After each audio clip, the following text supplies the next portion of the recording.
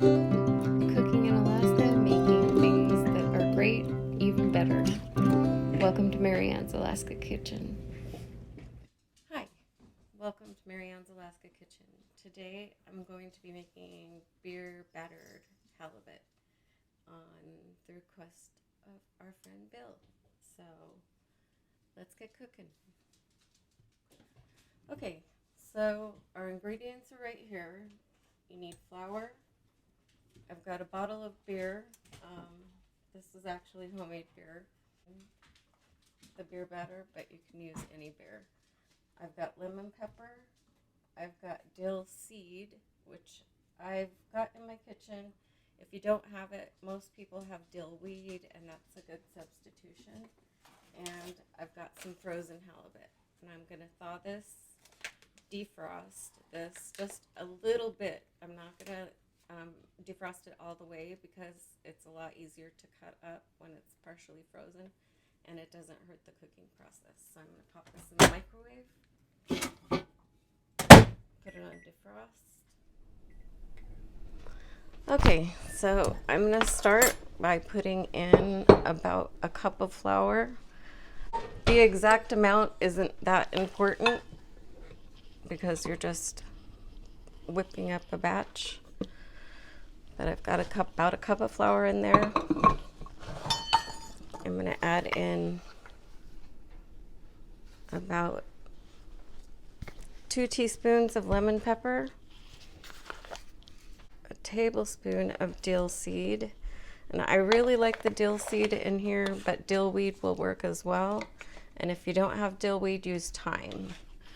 So, and I neglected to mention that you also want to use some baking powder. So I'm going to put in about a teaspoon of baking powder, and that just adds to the lift of the batter.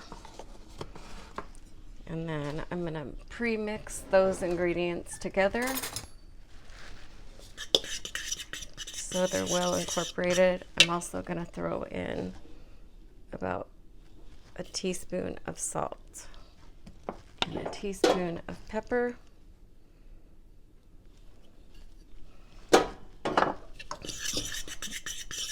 Blend it well, and then start adding your beer.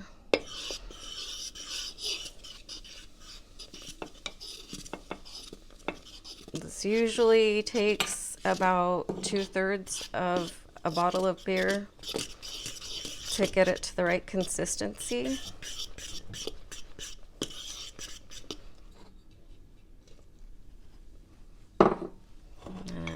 Throw in some of my own. As Julia Child said, a little in the pot and a little for me. We're going to go with that. And I don't like a super thick batter. If you like a thicker batter, use less beer. But I want the batter to be fairly thin, so you're really tasting that delicious halibut.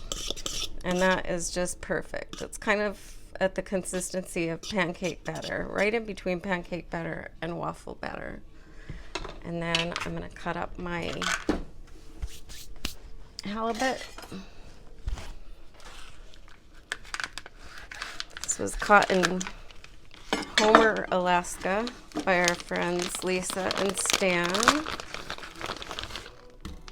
It already has the skin off, but if it doesn't have the skin off, put your knife into the edge of the skin and then pull it back and it'll peel off perfectly. But since this one has already got the skin off, I'm going to start cutting it into about 1-inch chunks. And you can see why this being frozen is kind of a nice benefit because it cuts really easily. And this cooks so fast. We've never had a frozen chunk when it's come out of the oil. So there you go. And these just get dropped right into our batter. That's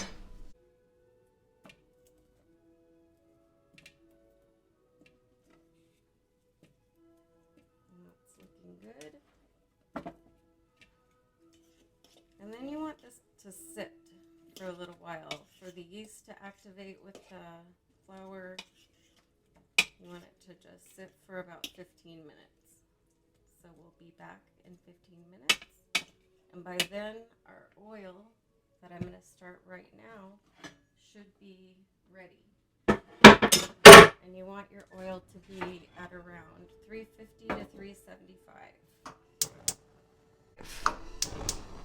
So on that goes, and we'll be back in 15 minutes. To go along with our halibut, I prefer homemade tartar sauce over store-bought any day, but if you just have store-bought, that's fine. I'm going to put into about 2 cups of mayonnaise, about 2 cloves, smaller cloves of garlic, and then I'm going to squeeze in a half a lemon's worth of juice.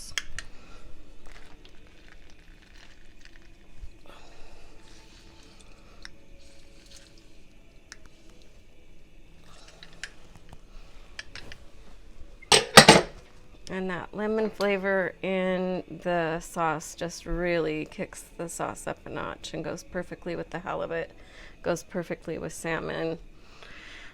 It's really, really good. And then I'm gonna add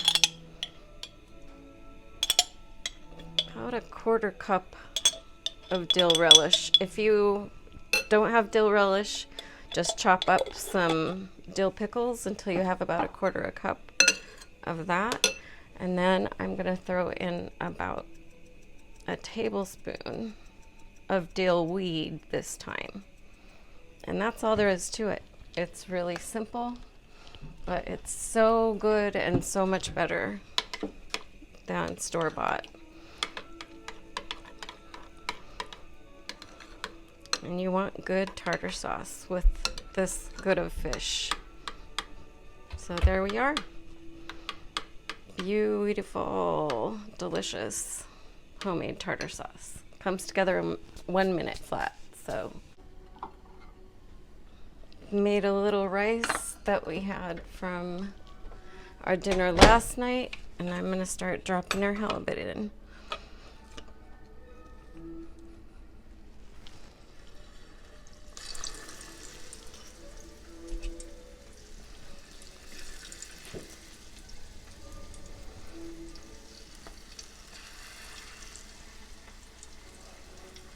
Try and shake off any excess so you're not getting big blobs of batter into the pot, but it doesn't really matter if it does. It won't ruin anything. And then we'll be flipping these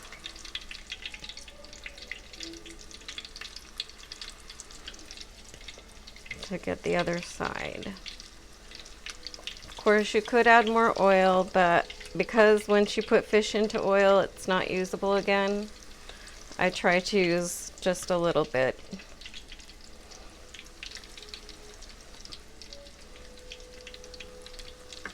About an inch.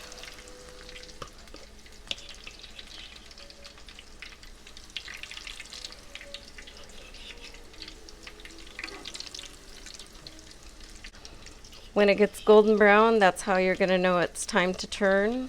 So there goes in our last piece. If you have enough or too much to fit in one pan, don't crowd the pan. Just go ahead and wait and do 2 batches. I often do 2 batches. And I neglected to mention that I put in a teaspoon of Worcestershire into our tartar sauce as well. You don't taste Worcestershire, it just adds a little something something.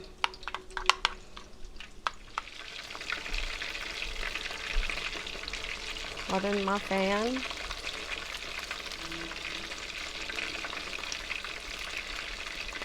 It's looking beautiful.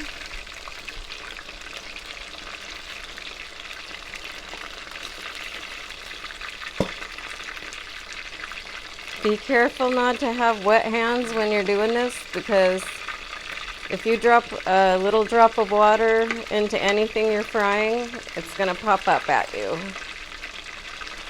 And sometimes, even if your hands aren't wet, there's a little water in the batter that's kind of stuck together. That looks gorgeous. I'm going to give the other side just about probably 4 minutes and it'll be done. The top side takes a little longer, but now the oil has heated up because I put frozen fish in here, not frozen, but partially frozen. It takes a while to get that oil back up to heat. It never lost heat, but the other side will be a lot quicker cooking. And then we just get some paper towels ready to drop the cooked fish onto. And I've got some corn going, and as I said, I've got some last night's rice that I reheated with a little bit of water. And that's gonna be perfect, and we're gonna be eating.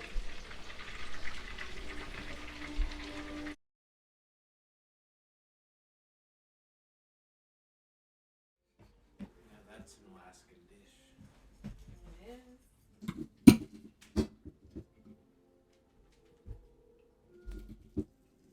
Just the right temperature.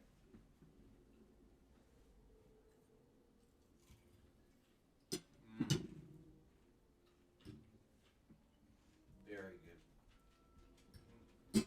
I love that little kick of lemon and the tartar sauce. It goes perfect. Thanks for visiting Marianne's Alaskan Kitchen. We hope you enjoyed this recipe. Shout out to Bill. Please subscribe, hit like, leave me a comment, and ring that notification bell if you liked it.